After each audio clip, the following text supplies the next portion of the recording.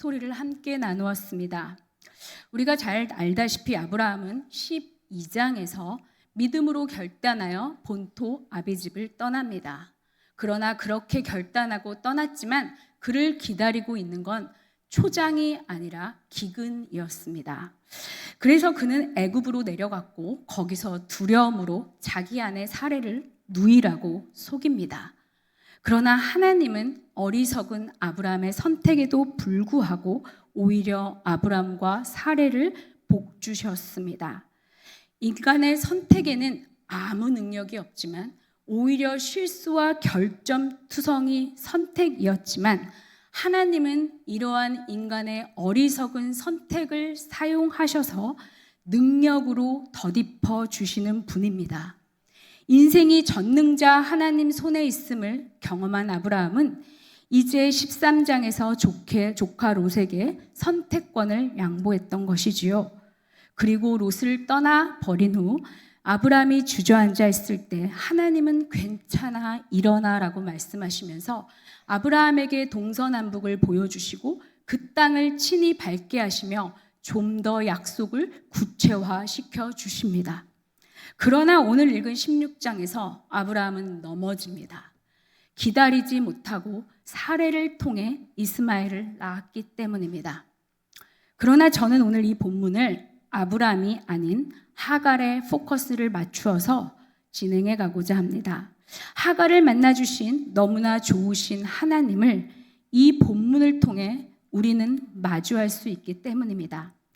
먼저 1절부터 3절을 다시 한번 보시면 1절부터 3절에서는 하갈의 첫 등장이 나오고 어느덧 아브라함의 신앙 여정이 10년이 흘렀음을 보여줍니다. 75세에 미지의 세계로 순종하여 발걸음을 내딘 지 10년. 그러니까 아브라함은 85세요. 사례는 75세가 되었습니다. 그러나 현실은 어떻습니까? 아브라함 하나님이 주신 약속과는 다르게 여전히 그들은 불임입니다. 2절에서 사라는 말합니다. 여호와 즉 언약의 하나님이 나의 출산을 막으셨다. 사라는 어쩌면 자신이 아브라함 인생의 걸림돌이라 생각했을지 모릅니다. 그래서 관습에 따라 종을 통해 자녀를 얻기로 한 것입니다.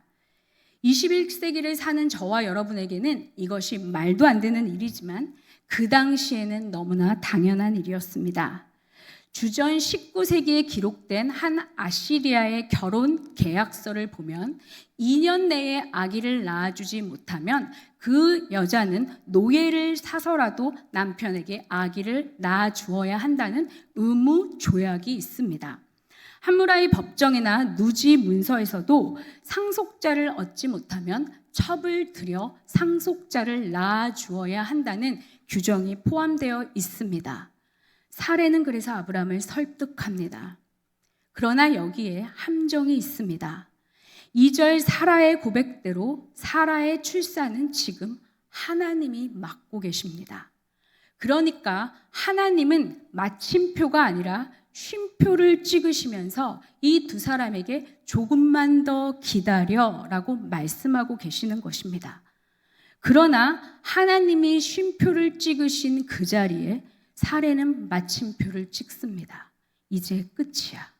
이렇게 마침표를 찍으니 스스로 하나님 뜻을 이루기 위해 자기의 계획을 세우고 실행에 옮기는 것입니다. 물론 사례는 오래 기다렸습니다. 기다렸지만 아무 일도 일어나지 않았습니다. 그래서 이제 그녀는 하나님 뜻을 인간적인 방법으로 이루려고 합니다. 마침 그때 사례의 눈에 애굽에서 데려온 여종이 눈에 들어옵니다. 기가 막힌 타이밍입니다. 사례는 어쩌면 이것이 하나님이 뜻이다. 하나님이 나에게 주신 기회라고 확신했을지 모릅니다. 하나님이 내가 임신하지 못함을 아시고 이때를 위해서 나와 아브라함을 위해 하갈이란 여종을 예비하셨구나. 원래 우리 인생이 그렇습니다. 너무 원하면요, 우리는 모든 정황과 상황을 짜맞추면서 자의적으로 해석합니다. 그러면서 쉽게 단정합니다. 이게 하나님 뜻이지. 이게 하나님이 여신 길이지. 그러나 우리 인생에 어떤 문이 열린다고 모두가 하나님 뜻은 아닙니다. 그러니 우리는 기도해야 합니다. 하나님, 저는 무능해서 문을 열고 닫을 힘이 없습니다. 내 앞에 놓여있는 이 문이 하나님이 여신 문이 아니라면 닫아주시옵소서. 그러나 내 앞에 닫힌 이 문이 하나님이 여실 거면 기다리게 하여 주시옵소서.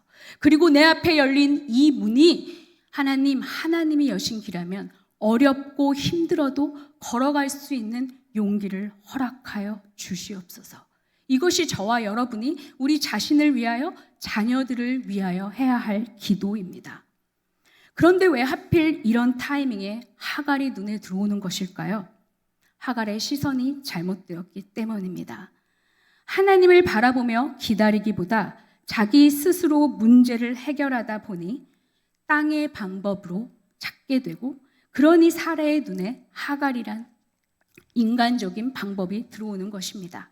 한마디로 하늘이 아닌 땅을 바라본 시선의 결과입니다. 거기다가 이것은 불법이 아닙니다. 당시에 누구나 했던 통용되었던 관습입니다.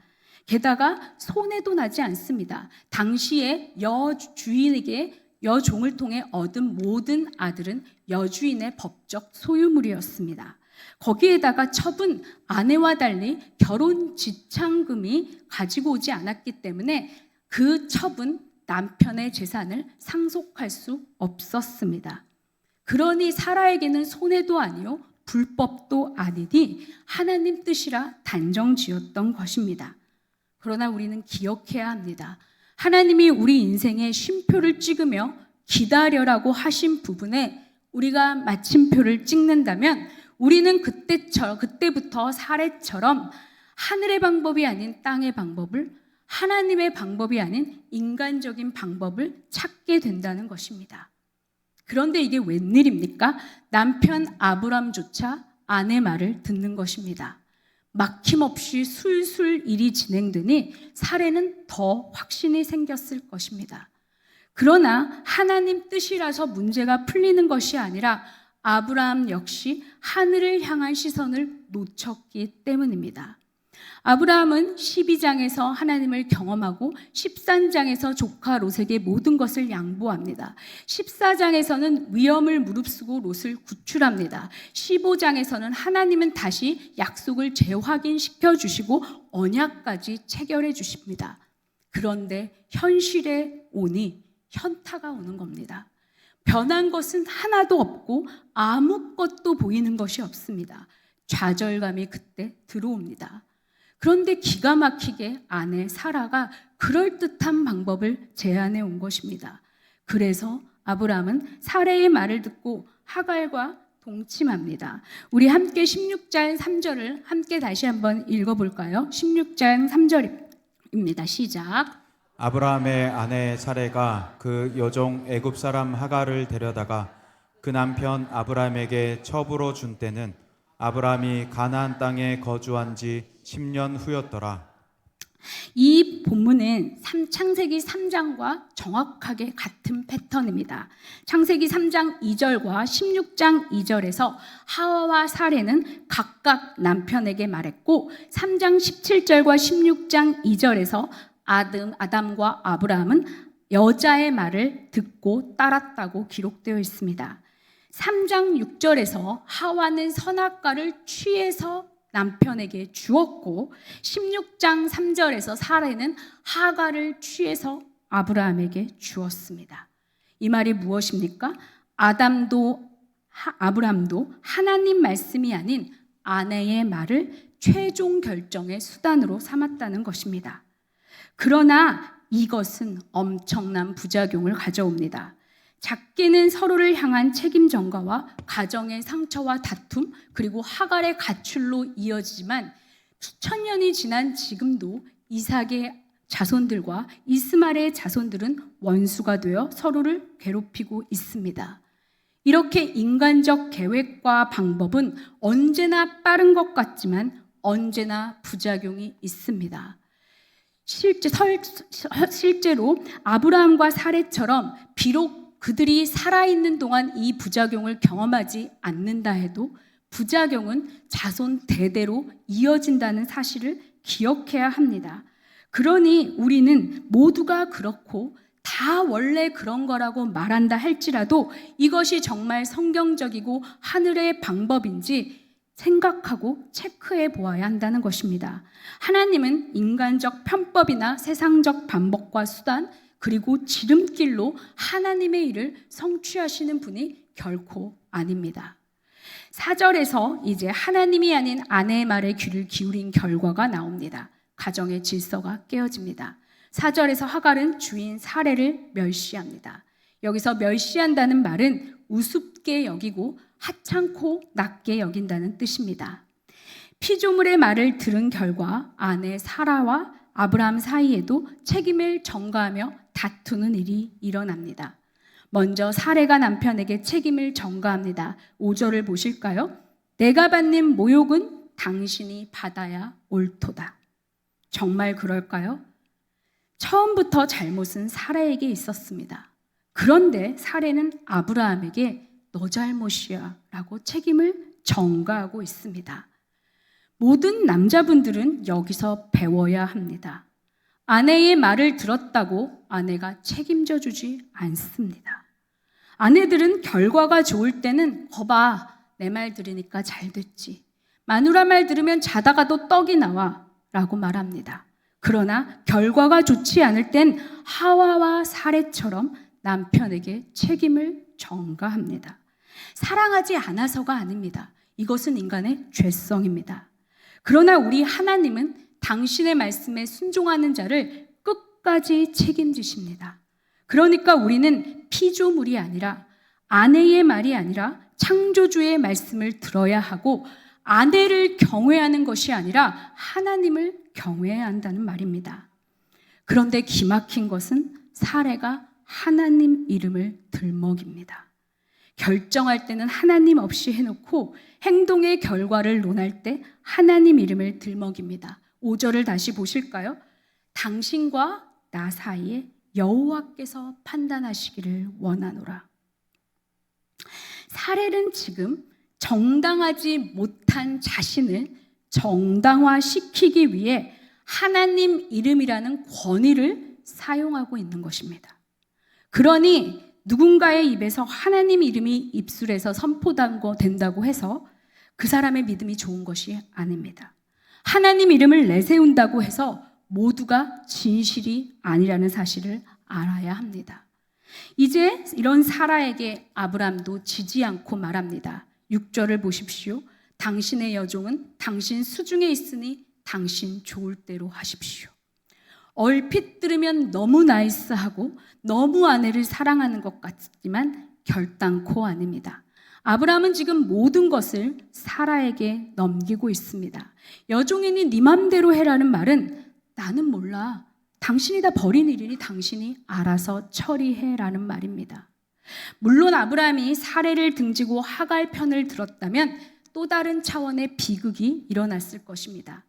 그러나 하나님의 사람 아브라함은 달라야 했습니다. 아브라함에게 지금 문제를 책임지고 해결하며 문제에 직면하려는 모습은 전혀 없습니다. 그래도 자기 아기를 가진 하갈인데 모든 것을 사라에게 넘기며 팔짱 낀 채 나몰라라 방관하고 있는 것입니다. 한마디로 하나님을 경험했다는 사람이 문제 앞에서 아내 뒤에 숨어버리는 것입니다. 이에 사레는 기다렸다는 듯이 하갈을 학대합니다. 고대 근동에 우르나무 법이라는 것이 있는데 여기에 보면 하갈처럼 천박하게 구는 첩은 소금 1리터로 입을 문지르면서 학대하라고 명시하고 있습니다. 물론 우리는 하갈을 어떻게 학대했는지 알 수 없지만 임신한 하갈이 죽기를 각오하고 사막으로 뛰어 도망간 것을 보면 하갈을 향한 사라의 고진 학대와 모독이 심각했음을 알 수 있을 것입니다. 도망치는 하갈이 어땠을까요? 하갈은 당시 10대 중후반에 불과했습니다. 그저 종이었기 때문에 동침하라면 동침해야만 하는 복종할 수밖에 없는 위치였다는 말입니다. 자신의 주인 사레와 상의 끝에 아기를 가진 것이 아닙니다. 한마디로 이 모든 것은 자기 뜻과 생각과 결정과 의지와는 상관없이 일어난 일입니다. 물론 하갈도 잘못이 있습니다. 여종 중에서도 여주인 눈에 들었기 때문에 발탁되었습니다. 그러나 여주인을 멸시했지요. 그러나 엄연히 따지고 보면 이 문제의 원인은 사레와 아브라함에게 있습니다. 유명한 창세기의 권위자 러스 알렌은 철저하게 이 노부부가 하갈을 이용했다고 기록합니다. 아무리 고대 근동의 법이 이렇다 할지라도 하나님을 아는 노부부는 이렇게 해서는 안 되었습니다. 지금 하갈은 자기의 초라한 신분, 종이라는 하찮은 신분 때문에 이 노부부에게 이용당한 채 내쳐진 것입니다. 그러니 하갈의 마음이 어땠을까요? 속상하고 억울한 건 이렇게 해도 하갈은 아무것도 할 수 있는 것이 없다는 것입니다. 가서 따지면 아무도 귀 기울여 주지 않을 것이고 학대와 모독은 점점 더 심해질 것입니다. 하갈의 마음이 어땠을까요? 하갈은 아무것도 할 수 없는 자신의 무력함과 무능함에 무너졌을 것입니다. 초라하고 하찮은 자신의 종이라는 신분에 자괴감을 느꼈을 것입니다. 그러니 대책 없이 뛰쳐나오는 것밖에는 아무것도 할 수 없었다는 말입니다. 그러나 우리 하나님이 누구십니까? 모든 사람이 이렇게 돼야 돼요. 우리 하나님은 하갈을 결코 버리지 않으십니다. 우리 7절 말씀 함께 읽을까요? 7절 읽겠습니다. 시작. 여호와의 사자가 광야의 샘물 곁 곧 술길 샘 곁에서 그를 만나 하나님은 감정적으로, 정신적으로, 신체적으로 상처를 받은 하갈을 직접 찾아오십니다. 하갈이 당도한 것은 술인데 여기 술이라는 길은 시내 반도와 애굽의 국경이 맞닿아 있는 부분입니다. 그러니까 하갈은 대책 없이 나와서 연고지가 없기 때문에 자기의 고향 애굽으로 돌아가려고 했던 것입니다. 무작정 집을 뛰쳐난 임신한 하갈을 그러나 기다리고 있는 것은 뙤약볕과 낮에는 35도에서 40도의 그 불볕 같은 날씨, 그리고 저녁에는 차디차게 쉬어버려서 오들오들 떨어야만은 추위, 갈증과 배고픔, 이런 것들만 하갈을 기다리고 있었을 것입니다. 그러니 광야길에서 임신한 하갈이 할 수 있는 것은 무엇일까요?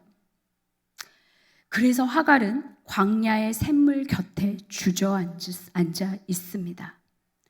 오지도 갈지도 못하는 처량한 신세, 뛰쳐나왔지만 갈 자신도 없고 실제로 갈 곳도 없는 처량한 신세라는 말입니다.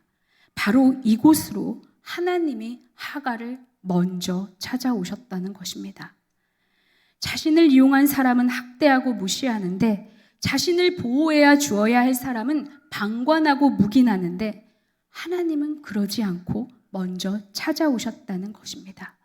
하갈이 주님께 매달리고 울부짖고 기도해서 찾아오신 것이 아닙니다. 하갈이 지쳐서 무능함과 무력함에 무너져서 초라함과 하찮음에 쓰러져서 억울함과 분노와 상처로 뒤범벅되어 기도조차도 할 수 없어 그저 사막에서 발견한 광야의 그 샘가에 울고 있을 때 하나님은 먼저 찾아오셨습니다. 왜요? 하나님은 처음부터 끝까지 보시고 계셨기 때문입니다. 아무도 주목하지 않는 하갈의 철저한 소외된 인생을 관심도 없이 그저 한 장면으로 스쳐 지나가는 엑스트라 같은 하갈의 인생을 언제 죽어도 아무도 알지 못하는 변두리 인생을 살아가는 여종 하갈을 하나님은 처음부터 끝까지 살펴보시고 계셨다는 말입니다. 사랑하는 여러분, 혹시 우리 중에 무능함과 무력함에 무너지신 분이 계십니까? 주님이 모든 걸 하신다는 주님의 전능하심은 믿지만 현실과 상황이 암담해서 주저앉은 분이 계십니까? 주님이 날 사랑하신다는 것을 내 머리로는 이해하지만 현실에서의 내 인생이 너무 하찮게 느껴져서 주님이 날 존귀히 여기신다는 것을 이론으로는 알지만 실제 내 인생에는 수많은 상처로 구겨진 내 모습 때문에 기도할 힘조차 없고, 아니 기도조차 하고 싶지 않아 넘어져 무너져 그렇게 주저앉은 분이 계십니까? 기억하셔야 합니다.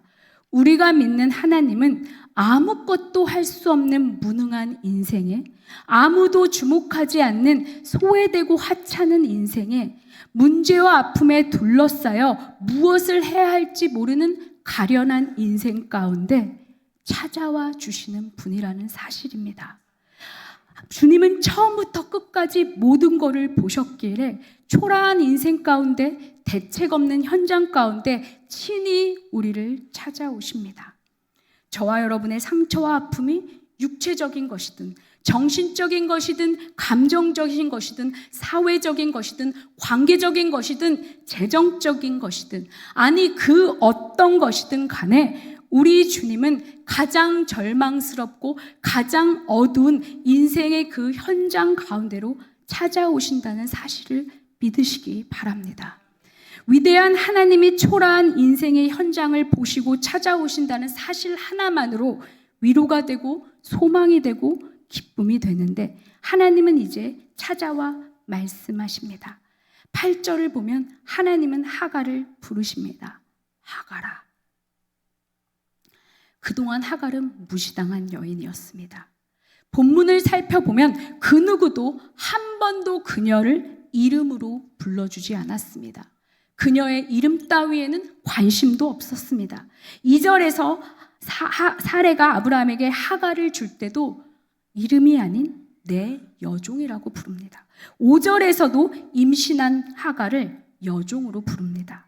아브라함은 어땠을까요? 하갈이 자신의 아기를 가졌는데도 6절에서 아브라함은 아내의 여종이라 하갈을 칭합니다. 그러니 이 부부에게는 그저 이 여인이 그저 시바지로 생각했던 것입니다. 물론 당시에 여종의 지위가 이러했다는 사실이 가슴 아프지만 더 중요한 것은 그럼에도 하나님은 이 주목받지 못하는 하찮고 초라한 인생을 처음부터 끝까지 지켜봐 주시고 인격적으로 대우해 주신다는 사실입니다. 부드럽게 하갈의 이름을 부른 여호와 사자가 8절에서 묻습니다. 8절을 우리 함께 읽어볼까요? 시작. 이르되 사레의 여종 하갈아, 내가 어디서 왔으며 어디로 가느냐? 그가 이르되 나는 내 여주인 사레를 피하여 도망하나이다. 내가 어디서부터 와서 어디로 가느냐에 하갈은 여주인 사레를 피해 도망하는 중이라 말합니다. 그런데 이후에 이어지는 말씀이 너무나 뜻밖입니다. 9절을 읽어볼까요? 시작. 여호와의 사자가 그에게 이르되 내 여주인에게로 돌아가서 그 수하에 복종하라. 처음부터 다 보시고 아셨으면서 어떻게 이럴 수가 있습니까? 하나님이 나타나셔서 내가 다 봤어. 내가 다 갚아줄게. 내가 누군지 알아? 나는 사막에 강을 내고 광야에 길을 내는 여호와야. 내가 다 변화시켜 줄게 라고 해야 하는 것 아닙니까? 그런데 하나님은 다시 돌아가라. 가서 다시 복종하라고 말씀하시는 것입니다. 분명 여호와의 사자는 하갈이 누구인지, 어디서부터 와서 어디로 가고 있는지 알고 계십니다. 그런데 여호와 사자는 지금 하갈의 이름에 수식어를 붙이고 있습니다. 사라의 여종 하갈아. 하갈이 가장 듣고 싶지 않았던 사레라는 이름, 부인하고 싶었던 자신의 여종이라는 위치를 하나님은 깨우쳐 주시면서 네가 어디로 갔으며 어디로 가느냐는 질문을 통해 하나님은 그녀가 누구고 그녀가 지금 어디에 있어야 할지를 너무나 부드럽게 깨우쳐 주고 있는 것입니다. 하나님은 단 한 번도 하갈이 여주인 사라를 깔본 행위를 본문 어디에서도 나무라시지 않습니다. 여주인을 멸시했지만 하나님은 하갈의 억울함과 상처와 아픔을 처음부터 다 보셨기 때문입니다. 지금 하나님은 정죄하기 위해 사레의 여종 하갈이라고 부르는 것이 아니라 사랑하기 때문에, 무엇이 가장 사라에게 좋은 길인 것을 알기 때문에 이렇게 부르고 계신 것입니다. 상상해 보십시오. 하갈이 만약 사막에 그대로 남아있다면 하갈과 뱃속의 아이가 갈증과 배고픔과 추위와 더위를 견딜 수 있었을까요? 당시에 게다가는 도망친 노예는 누가 죽여도 처벌받지 않습니다. 게다가 아들을 낳는다 해도 그 아들은 도망친 노예의 아들, 다시 노예가 됩니다. 그러니 결국 돌아가라는 말은 하갈을 다시 견딜 수 없는 수치의 자리로 밀어 넣으려는 것이 아니라 하갈의 처지를 아시고 하갈뿐 아니라 뱃속에 있는 생명도 소중히 여기시는 하나님의 배려입니다. 그래서 하나님은 아무것도 할 수 없는 무능한 하갈이 돌아가 견딜 수 있도록 약속을 주십니다. 10절과 11절, 12절을 보시면 하나님은 10절에서 약속을 주시고 11절에는 이스마엘이라고 이름을 지으라고 하십니다. 모든 것을 보시고 아셨던 주님은 하갈의 신음소리를 들으셨다 이 말입니다. 지금 하나님은 등을 떠밀면서 너 자리로 가라며 뼈아픈 하갈의 고통을 외면하는 것이 아닙니다. 힘들지 그래도 무조건 참아 라며 몰아붙이고 다그치지 않습니다. 네 잘못 때문에 벌어진 일이니까 네가 책임져 라며 상처를 후벼파고 그 상처에 소금을 뿌리시는 분이 아닙니다. 모든 걸 보고 듣고 아시는 우리 하나님은 따뜻하게 오셔서 완전한 해결책을 주십니다. 그런데 여기에 우리가 깨달아야 할 놀라운 교훈이 있습니다. 하갈이 언제 하나님 약속을 받게 됩니까? 바로 고난의 자리와 억울한 자리에서였습니다. 모두가 그녀 아픔 따위엔 관심도 없고 그녀를 처절한 외로움 속에 그냥 두고 있을 그때 하나님은 먼저 찾아와 놀라운 약속을 손에 쥐어주신다는 것입니다. 그러나 중요한 것은 그 약속이 쥐어주기 전에 하갈은 자신의 부르심의 자리로 돌아가야 한다는 것입니다. 약속을 받았다고 현실이 변할까요? 아닙니다. 사례가 갑자기 변화를 받아서 학대를 멈출까요? 결단코 아닙니다. 아브라함이 갑자기 용기가 생겨서 하갈을 선대해 줄까요? 아닙니다. 9절에서 그 수하에 복종하라고 쓰인 복종하라는 단어는 6절에서 사례가 하갈을 학대했다는 단어와 동일한 어원입니다. 그러니까 이 말은 네가 돌아가도 여전히 사례는 너를 학대할 거야. 너를 힘들게 할 거야. 너는 계속 그 학대를 견뎌내야 할 거야. 그러나 수치 가득한 현실로 돌아가 다시 부르심의 자리에서 자신의 일을 감당할 때만이 하나님의 약속이 온전하게 이루어집니다. 한번 볼까요? 하갈이 학대 못 견뎌 자리를 박차고 스스로 뛰어나왔다면 그녀와 그녀의 아들은 영원한 노예가 됩니다.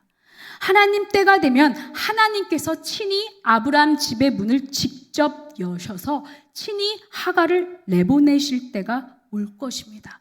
너무나 명예롭게 말입니다. 그러니 그때까지 수치를 견디며 약속을 붙잡고 참고 기다려야 합니다. 실제 하나님은 21장에서 아브라함의 집의 문을 친히 여시고 하갈과 이스마엘을 내보내 주십니다. 노예가 아닌 자유의 몸으로 떠날 수 있게 하십니다. 이후 25장 9절 기록을 보면 하나님은 아브라함이 죽었을 때 이삭과 이스마엘이 함께 장산을 지낼 수 있는 기회를 줍니다. 그러니까 하나님의 때가 완벽하며 그래서 우리는 하나님이 문을 여실 때까지 피하지 말고 기다려야 한다는 것입니다. 거기에 여전히 수치와 모멸과 외로움과 고통과 상처가 기다리고 있어도 하나님이 부르신 자리라면 견뎌야 합니다. 현실은 여전히 9절처럼 그 수하에 복종하며 학대를 견뎌야 할지라도 하나님은 하갈이 버틸 수 있는 따뜻한 위로와 약속을 주셨습니다. 모두가 하갈을 하찮은 노예와 초라한 여종으로 여겼지만 하갈은 보십시오. 성경에 기록된 모든 여성들 중에 처음으로 천사를 만난 여성입니다. 처음으로 천사가 직접 이름을 불러준 여성입니다. 하나님 약속을 남편을 통해서가 아니라 직접 전달받은 여성이 되었습니다. 그 당시 여호와의 이름, 여호와 이레, 여호와 니시 이런 것은 족장들만 지어 붙일 수 있는 이름이었습니다. 그러나 하갈은 엘로이라는 하나님의 이름을 새롭게 지어드린 첫 번째 여성이 되었습니다. 모든 면에서 하갈은 지금 여주인 사레보다 먼저입니다. 모든 여성들보다 먼저가 되었습니다. 모든 사람이 이 하갈을 초라한 노예와 하찮은 여종으로 본다 할지라도 하나님의 눈은 아니었던 것입니다. 하나님은 하갈에게 그녀가 낳을 아들에 대한 계획도 직접 말씀해 주십니다. 하갈의 뱃속에 있는 아이가 큰 나라를 이루고 들나귀 같이 되며 더불어 싸우는 삶을 살 것이다. 물론 12절의 말씀은 이스마엘 자손이 이삭 자손들과 다투는 운명을 살 것이라는 미래적 예언도 되지만 여기에는 하갈을 향한 하나님의 친한 위로가 담겨 있습니다. 우리가 알다시피 들나귀는 힘이 세고 두려움이 없으며 떼를 지어 다니기 때문에 가축들 중 가장 집안 가축화시키기 힘든 동물 중에 하나입니다. 게다가 누군가와 더불어 다툰다는 것은 힘이 있지 않고는 겨룰 수 없습니다. 그러니까 이스마엘은 엄마 하갈처럼 힘없이 그저 당하며 꼼짝달짝 못하는 그런 운명이 아니라 누구와도 겨루어 싸울 수 있는 강하고 속박받지 않고 떠돌아다니는 자유인이 되겠다는 하나님의 약속인 것입니다. 그러니 이 약속이 하갈에게 얼마나 위로가 되었을까요? 하갈의 현실은 비록 하나도 변한 것이 없어도 이제 다시 돌아가 하갈은 넉넉히 견딜 수 있었을 것입니다.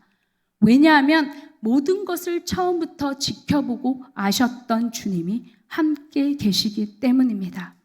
현실이 나아져서가 아닙니다. 힘들고 어려울 때마다 자신을 학대하는 사례조차 하나님이 다 보고 계심을 믿기 때문입니다.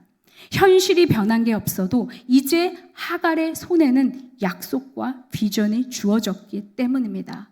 무엇보다도 사람들은 하갈을 이용한다 해도 하나님은 그것을 역이용하시는 분임을 하갈은 알았기 때문입니다.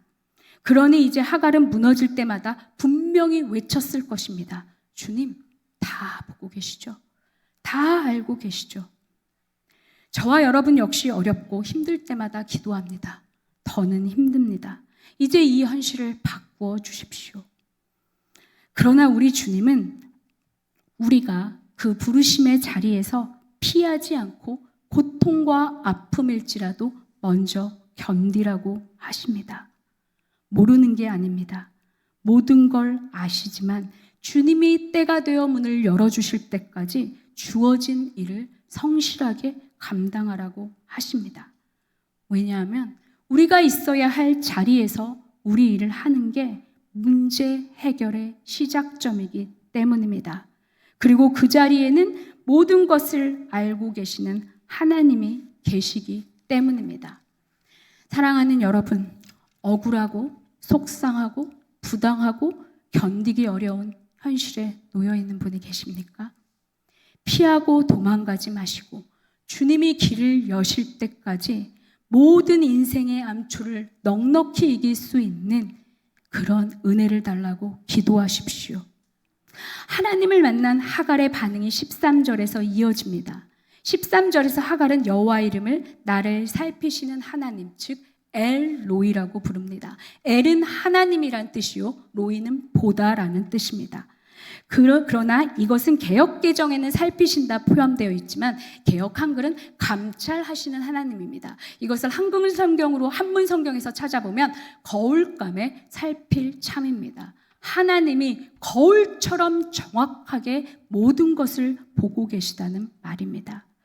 그래서 하갈은 여호와를 만난 곳의 그 이름을 부엘, 라헬, 로이라고 부릅니다. 부엘은 샘이라는 뜻이요, 라헬은 살아계시다는 뜻입니다. 로이는 보다입니다. 그러니까 지금도 살아계셔서 나를 살펴보시는 하나님의 우물이라는 뜻입니다. 이제 하갈은 이렇게 거울처럼 감찰하신을 만났기에 순종합니다. 15절에서 하갈은 아프고 힘겹지만 다시 여주인 사레의 밑으로 들어가 자신의 종의 위치에서 충실히 행합니다. 그리고 약속을 따라 이스마엘이라 이름 짓습니다. 인간의 실수와 죄와 연약함으로 말미암아 개인과 가정의 실타래는 꼬이고 꼬여버렸지만 하나님은 신실하게 찾아오셔서 모든 일들을 풀어주셨습니다. 인간은 문제를 만들지만 하나님은 언제나 보셔서 문제를 해결해 주십니다. 이것이 은혜입니다. 이제 이 긴 본문의 말씀을 맺겠습니다. 오늘도 살아계셔서 우리의 모든 것을 보시고 아시는 엘로이 하나님은 인생의 광야길 한가운데 주저앉아 있는 저와 여러분을 오늘도 찾아오십니다. 기도할 힘조차 없고 기도하기조차 싫은 우리를 그렇게 무능하고 무기력하고 하찮음과 초라함에 무너져버린 우리를 친히 찾아오십니다. 그리고 주님이 찾아오시면 우리의 얽히고 얽힌 인생의 실타래가 우리 가정에 얽혀버린 실타래가 풀리기 시작합니다. 그러나 그 전에 우리는 우리의 부르심의 자리로 돌아가 아프고 억울해도 견뎌야 합니다. 엘로이 하나님이 살아계셔서 모든 걸 보시고 듣고 아시기 때문입니다. 아무도 모르게 혼자 숨죽여 흐느끼며 홀로 삶의 무게를 사투하고 있을 때도 엘로이 하나님을 기대하십시오. 찾아오셔서 우리의 등을 두드리며 괜찮아, 내가 다 봤어, 내가 다 알아 라고 말씀하시는 엘로이 하나님께 모든 걸 맡기고 그분의 음성을 들으십시오. 왜냐하면 우리 하나님은 아무도 주목하지 않는 변두리 인생, 하찮게 여기는 소외된 인생을 거울처럼 감찰하시고 찾아오셔서 괜찮아, 내가 다 보았어, 내가 다 알고 있어 라며 놀라운 하나님의 약속을 우리 손에 쥐어주시는 엘로이의 하나님이 때문입니다. 모든 것을 보시고 아시는 엘로이 하나님, 그분이 엉킬 대로 엉켜버린 우리 인생의 실타래를 친히 풀어주실 것입니다. 우리 함께 찬양하며 나아가겠습니다. 주 나의 모습 보네, 상한 나의 맘 보시네.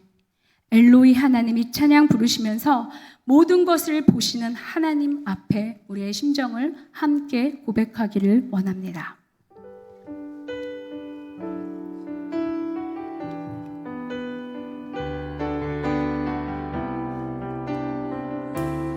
주 나의 모습 보네, 주 나의 모습 보네, 상한 나의 맘 보시네. 주 나의 눈물 안에, 주 나의 눈물 안에 홀로 울던 맘 아시네, 홀로 울던 맘 아시네. 주 사랑 내게 있네, 주 사랑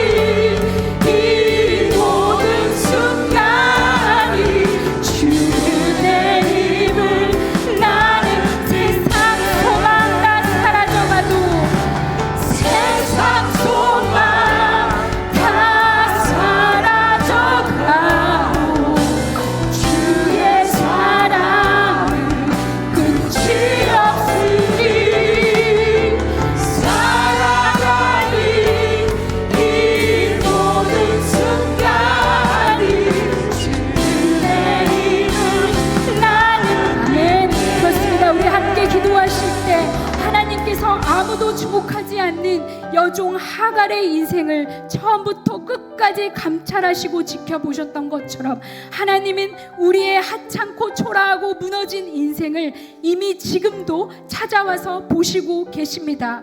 아무도 우리의 이름을 불러주지 않아도 하나님은 사랑하는 내 딸아, 사랑하는 내 아들아, 사람들이 너를 어찌 취급하든지 너는 나의 존귀하고 사랑하는 사람이다.